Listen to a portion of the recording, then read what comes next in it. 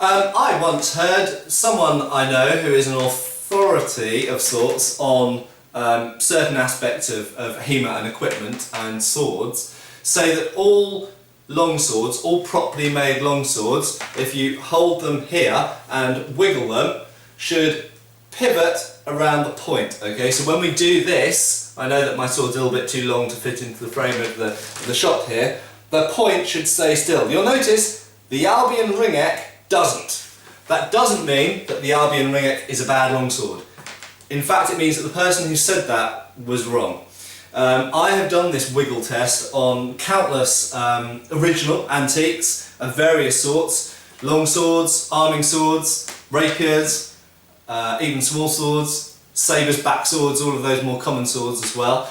And the fact of the matter is that generally speaking, you've got two main pivot points that happen when you do this, okay? And it does vary a bit depending on where you hold it here and things like that, but if you hold it more or less where the dominant hand, the sword hand, would be holding the sword, so about there, and you wiggle it, generally speaking, you'll find that swords either do, as the person said, pivot around the point so the point stays still, which this one doesn't, so I'm having to make it happen with my other hand, or they do what this one does, and incidentally almost all sabres that I have ever owned do it like this, and they rotate around a point there.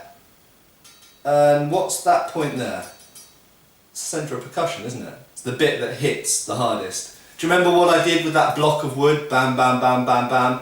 It hits about hardest there, and that's also a pivot point. Interesting, eh?